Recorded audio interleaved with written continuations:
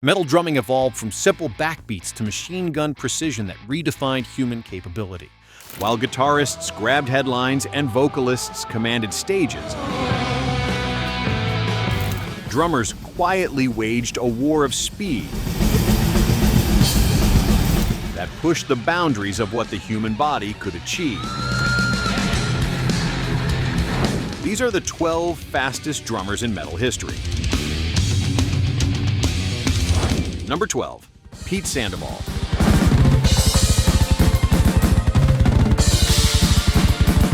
Death metal's most extreme percussionist reached documented speeds of 280 beats per minute on double bass, challenging perceptions of what was humanly possible behind a drum kit.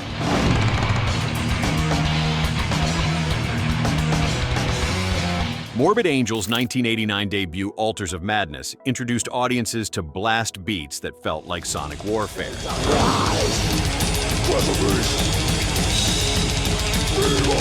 Sandoval practiced with such intensity that bandmates regularly found him unconscious on the floor, drenched in sweat.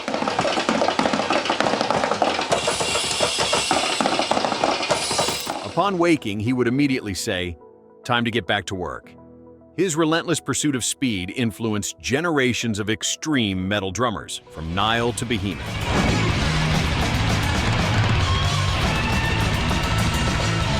The El Salvador-born timekeeper transformed death metal drumming from fast to incomprehensibly brutal, setting a standard that few have matched 3 decades later.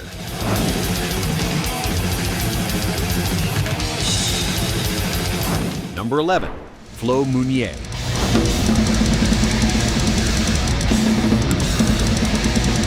In the mid-1990s, Canadian death metal band Cryptopsy unleashed something the genre had never heard before. Mounier became the first drummer to incorporate gravity blast beats into death metal, a technique that produced speeds previously thought impossible.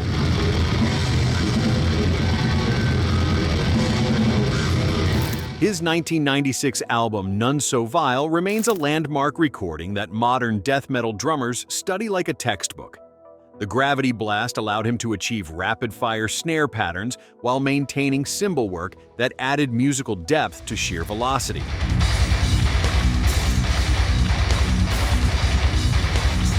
Critics called him one of the fastest drummers to play death metal, a title backed by technical innovation rather than just brute speed. His influence spread throughout the extreme metal underground, inspiring drummers in bands like Beneath the Massacre and Origin to push boundaries even further.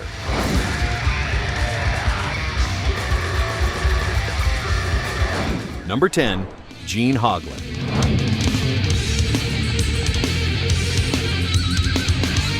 Black Sabbath's Bill Ward called him the new John Bonham, the leading light of a new generation. That praise came after Hoglan decimated expectations on Dark Angel's 1986 masterpiece Darkness Descends.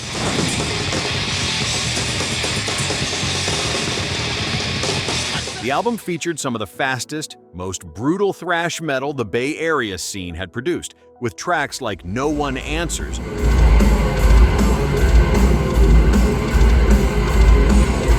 showcasing machine-like precision that earned him the nickname the Atomic Clock. His tempo never wavered, even at blistering speeds that left other drummers exhausted after single songs.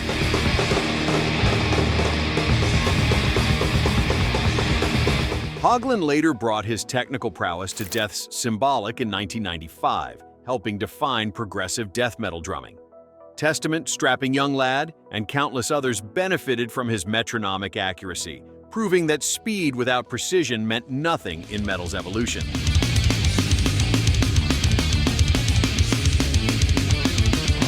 Number 9. Dave Lombardo.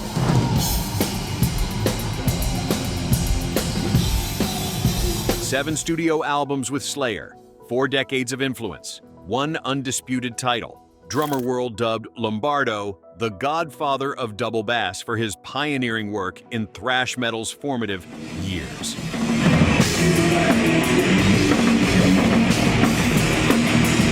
Before Rain and Blood pulverized audiences in 1986, few drummers combined speed with the controlled aggression Lombardo mastered. The double bass breakdown in Angel of Death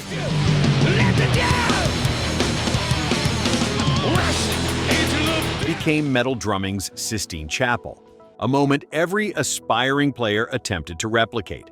Lombardo's speeds regularly exceeded 200 beats per minute, but he maintained that pure velocity without feeling accomplished nothing.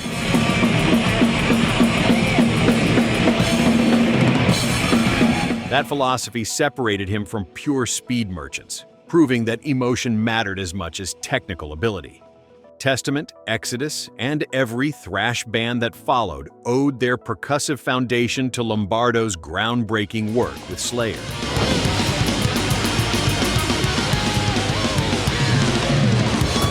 Before we continue, which of these speed demons influenced your own drumming or appreciation for metal?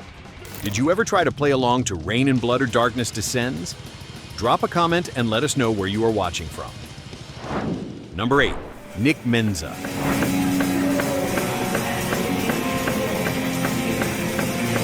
Rust in Peace transformed thrash metal in 1990, and Menza's drumming was the engine-driving Megadeth's masterpiece.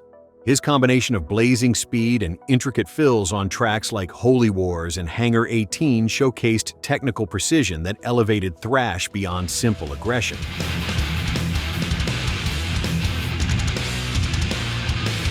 Menza brought jazz fusion sensibility to extreme metal, incorporating complex patterns that challenged listeners while maintaining relentless velocity.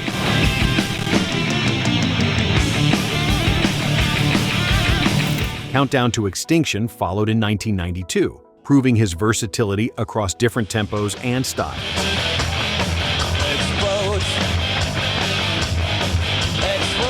Dave Mustaine's intricate compositions demanded a drummer who could match his technical guitar work note for note. Menza delivered, influencing progressive metal drummers in bands like Dream Theater and Symphony X.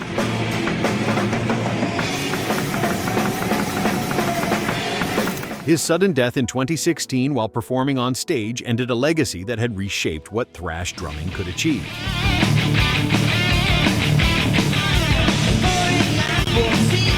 Number 7. Ingo Schwichtenberg.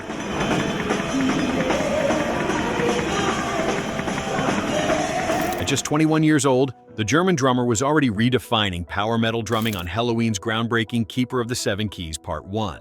Released in 1987, followed by Part 2 in 1988, these records established the template for melodic speed metal that bands still follow today.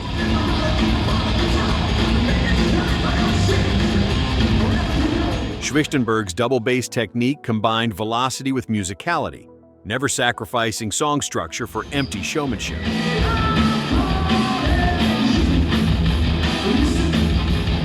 His footwork on tracks like I Want Out and Eagle Fly Free influenced an entire generation of European metal drummers.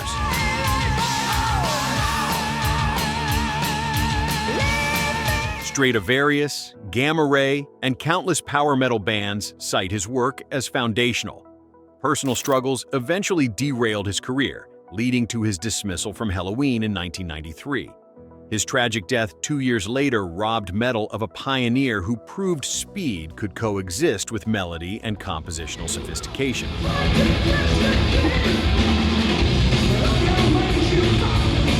Number 6. Nico McBrain.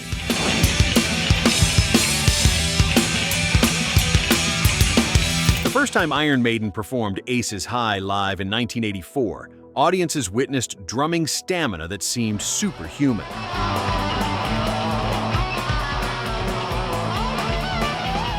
McBrain's signature galloping rhythms powered the new wave of British heavy metal through marathon shows that often exceeded 2 hours. His work on Powerslave and Somewhere in Time combined speed with theatrical showmanship, making complex drumming look effortless.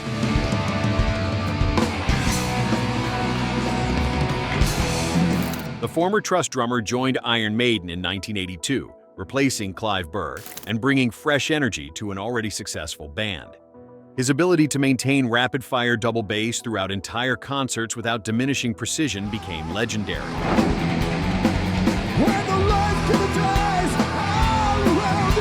Metallica, Megadeth, and American thrash bands acknowledged Iron Maiden's rhythmic influence on their own speed-driven sound. McBrain's endurance and consistency proved that speed drumming required cardiovascular fitness as much as technical skill.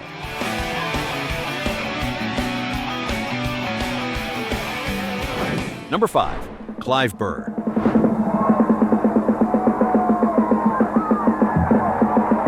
Before Burr joined Iron Maiden in 1979, the band was a promising new wave outfit searching for their sound. After his arrival, they became British metal royalty with a rhythmic foundation that launched 1,000 imitators.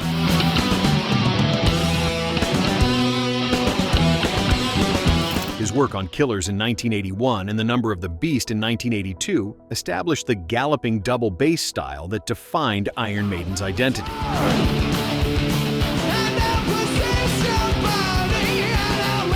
Pete Sandoval himself cited Burr as a huge influence during his first year of drumming, connecting British heavy metal to death metal's extreme evolution. Burr's rapid-fire patterns on Run to the Hills and The Trooper became required learning for metal drummers worldwide.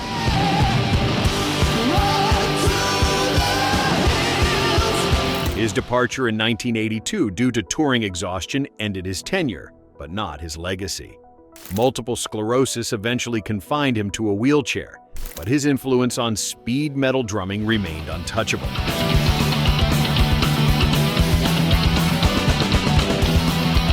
Number 4. Mikkey Dee.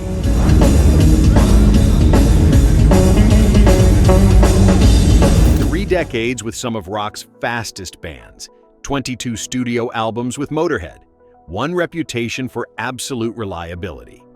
Dee joined Motorhead in 1992, bringing technical precision to Lemmy Kilmister's raw rock and roll machine.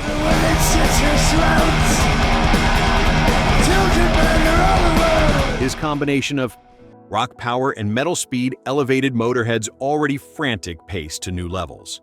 Earlier work with King Diamond showcased his ability to navigate complex arrangements at breakneck tempos.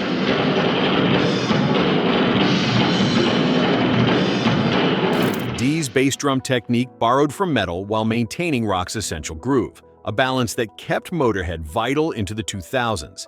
His thunderous, relentless style influenced stoner metal and speed rock bands seeking to combine velocity with accessibility.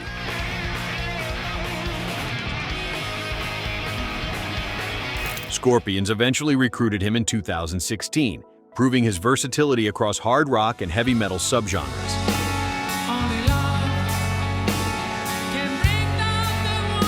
Few drummers matched his combination of speed, stamina, and sheer physical power behind the kit.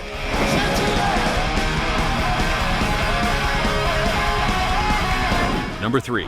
Scott Travis.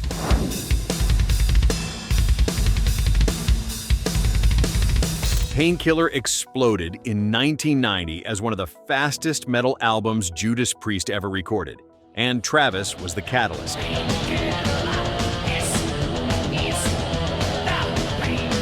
His double bass barrage on the title track redefined what audiences expected from traditional heavy metal drumming.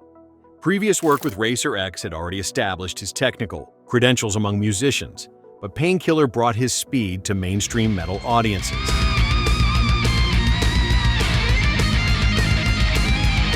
The album proved that classic metal bands could match thrash's velocity without abandoning melodic sensibility.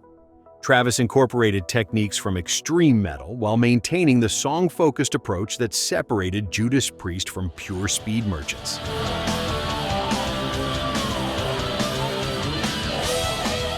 His work influenced a generation of power metal and progressive metal drummers seeking to balance technicality with accessibility. Iced Earth, Nevermore, and similar bands owed their percussive approach to Travis, proving that traditional metal could be as fast as any thrash or death metal act.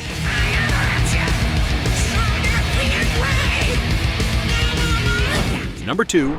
Lars Ulrich.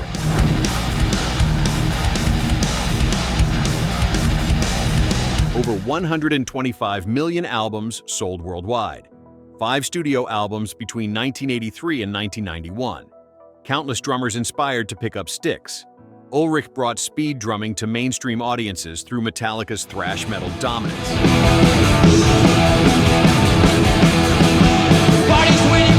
His aggressive double bass work on Master of Puppets in 1986 introduced millions to extreme metal drumming techniques previously confined to underground scenes.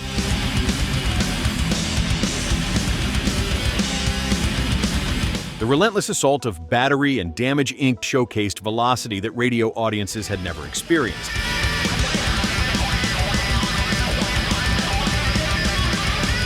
His performance on And Justice for All in 1988, particularly Dyer's Eve and One, pushed his speed capabilities to their limit.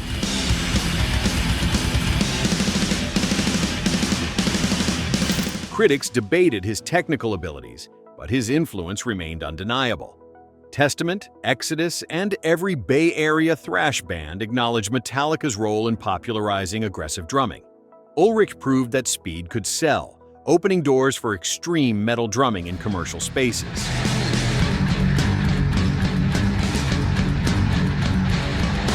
Number 1. John Bonham.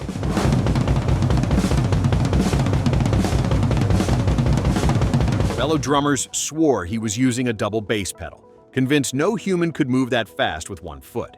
Led Zeppelin's Timekeeper proved them wrong, pioneering techniques that became foundational for every metal drummer who followed.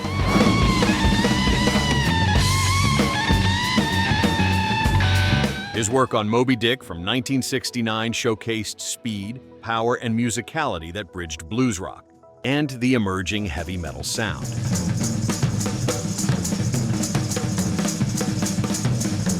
Bonham played with one bass drum foot, faster than most drummers could manage with two, a feat that influenced everyone from Dave Lombardo to Gene Hoglan decades later.